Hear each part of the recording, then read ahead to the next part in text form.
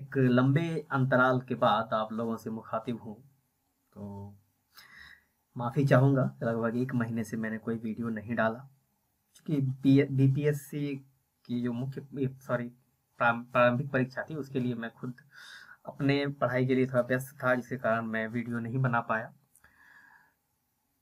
तो आइए, आपका स्वागत है भारत की जो का भूगोल यानी इंडियन ज्योग्राफी सीरीज में, जिसमें हम लोग पढ़ रहे हैं अभी भारत की भौतिक संरचना। और आज इसमें पढ़ेंगे हम लोग कुडप्पा एवं विंध्यन क्रम की चट्टानों के बारे में। नमस्कार, ये है इंडियन ज्योग्राफी सीरीज और मैं हूं चंद्रशेखर और आप देख रहे हैं हमारा चैनल संघर्ष द स्ट्रगल। तो चलिए, आज हम बात करेंगे कुडप्पा एवं विंध्यन क्रम की चट्टानों के बारे में। हम एक्चुअली भारत की जो भौतिक संरचना है, जिसमें कि चट्टानों का के बारे में पढ़ रहे हैं हम लोग, जो किस किस प्रकार की चट्टानें भारत के अलग अलग क्षेत्रों में पाई जाती हैं इसमें। तो हम अभी फिलहाल पढ़ रहे हैं कुडप्पा एवं विंध्यन क्रम की। पहले चलिए देखते हैं एक कुडप्पा क्रम की चट्टानों में। कुडप्पा का जो नामकरण है, ये जैसे कि हम आगे हम लोग देखेंगे, ये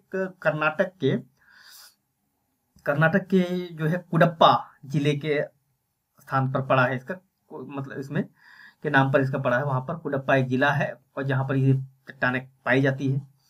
और इसका जो विस्तार है, ये कुडप्पा में है, छत्तीसगढ़ में है, और छत्तीसगढ़ में और हिमालय के जो तराई वाले क्षेत्र हैं, जो यानी कि मध्य निम्न हिमालय है, जिसको शिवालिक हिमालय कहते हैं, इन क्षेत्रों में भी इसको देखा जाता है। और ये है यहाँ का, आप इस मैप में देख सकते हैं कि ये है कुडप्पा डिस्ट्रिक्ट कर्नाटक का।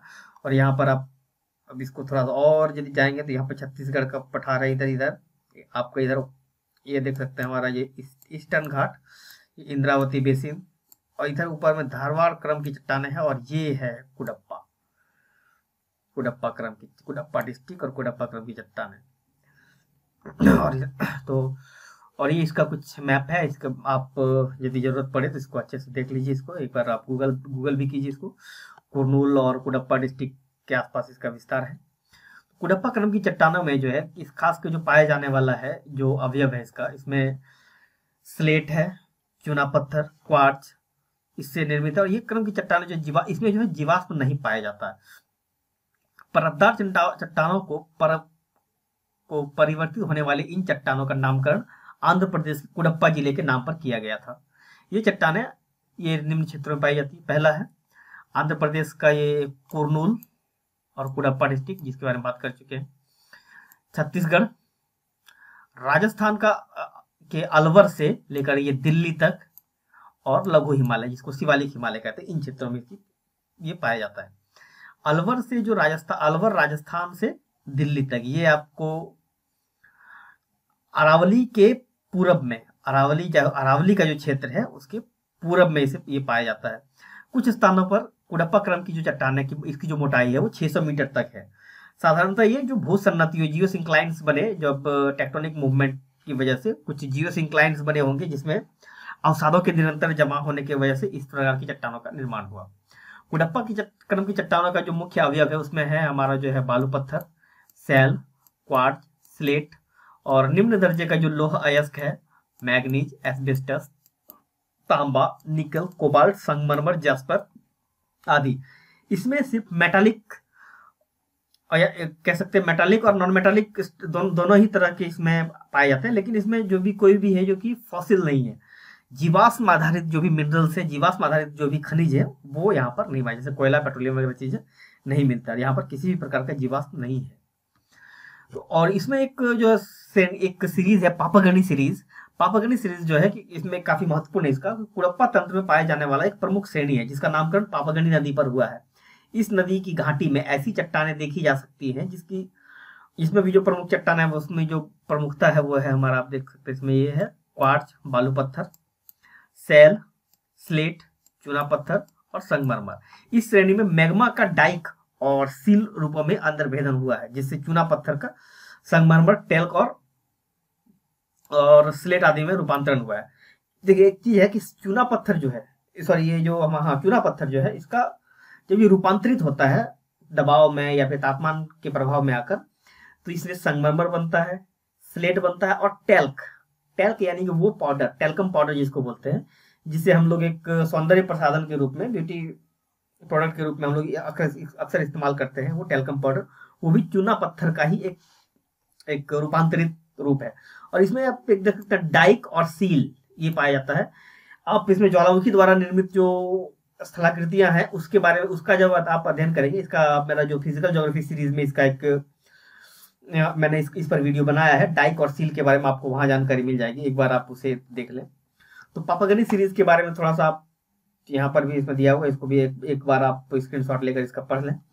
तो चलिए अब हम बात करेंगे विंध्यन तंत्र की। इसका जो नामकरण है विंध्याचल या फिर विंध्यन पर्वत है, इससे हुआ है। यह पर्वत जो है गंगा के मैदान एवं दक्कन के पठार के बीच एक विभाजन रेखा बनाती है।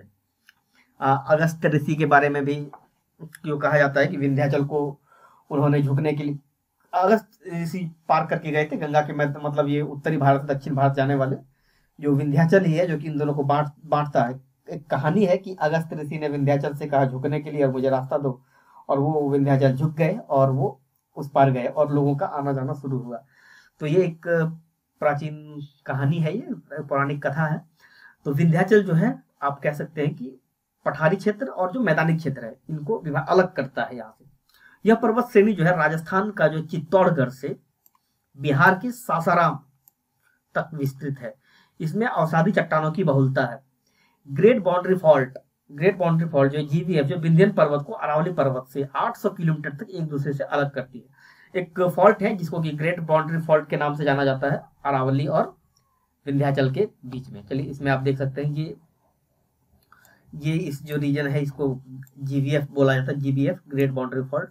इसके इस पार आपका ये अरावली है यहाँ पर, और ये रहा विंध्याचल यहाँ पर चित्तौड़गढ़ है राजस्थान का, और यहाँ से लेकर ये अमझोर या अमझोर बोलते हैं इसको, इस जगह का नाम है, यहाँ तक इसका विस्तृत है, ये कि सासाराम डिस्ट्रिक्ट में पड़ता है। और इसमें जो पढ़ने वाले जो कुछ स्थान है, सोहागी घाट, चुर्क, रामपुर, माहीपुर, बिजवाड़, ग्वालियर, लखेरी, ये सब राजस्थान सेक्टर के हैं। नीमच और भोपाल भी इसी चट्टान में है। इसी तरह ये कैमूर फॉर्मेशन, इसका अलग अलग फॉर्मेशन है जिसमें देख सकते हैं आप अलग अलग सीरीज है। इसका भांडेर है, रेवा सीरीज है, कैमूर सीरीज है, सिमरी फॉर्मेशन है, ग्वालियर बिजवाड़ सीरीज है। ये अलग अलग सीरीज में इसको फिर बांटा गया, अलग अलग रंग से इसको देख सकते हैं आप। इनकी जो रासायनिक और भौतिक संरचना के आधार पर इनको अलग अलग बांटा गया है। तो अब इसको जो है मुख्यतः 3 श्रेणियों में बांटा जा सकता है। एक है भांडेर सीरीज, बिजवाड़ सीरीज और कैमूर सीरीज। आप देख सकते हैं भांडेर सीरीज ये ग्रीन है पूरा। उसके बाद है बिजवाड़ सीरीज, इसमें कौन सा है, भांडेर सीरीज और कैमूर सीरीज, बिजवाड़ सीरीज। अच्छा, बिजवाड़ सीरीज का हो सकता है इंग्लिश में कुछ और नाम हो, माफ कीजिएगा, अभी नहीं मिल रहा। हाँ सॉरी, ये ग्वालियर और जो बिजवाड़ सीरीज है इसी को कहा जाता है। सॉरी, ग्वालियर सीरीज को ही बिजवाड़ सीरीज भी कहा जाता है। तो अब चलिए इसका जो हम लोग देखते हैं, इसका जो भांडेर सीरीज जो है विंध्यन तंत्र का जो पश्चिमी भाग में इसका सबसे ज्यादा विस्तार है। आप देख सकते हैं ये भांडेर सीरीज है सबसे ज्यादा पश्चिमी भाग में। बाकी आपका यहाँ पर ये पूर्वी और मध्य भाग में भी है, रेवा वगैरह। और उसके बाद आता है हमारा, इसकी जो मुख्य चट्टाने हैं बलुआ पत्थर है और चूना पत्थर। बिजवाड़ सीरीज ये है मध्य प्रदेश में छतरपुर और पन्ना जिलों में विस्तृत है। ग्वालियर भी है, और इस पर इसी में आपका भोपाल भी है, इसी बिजवाड़ या ग्वालियर सीरीज में। आप ये देख सकते हैं, ये है बिजवाड़ सीरीज ग्वालियर और ये बिजवाड़। यहाँ पे भी जो सॉरी एक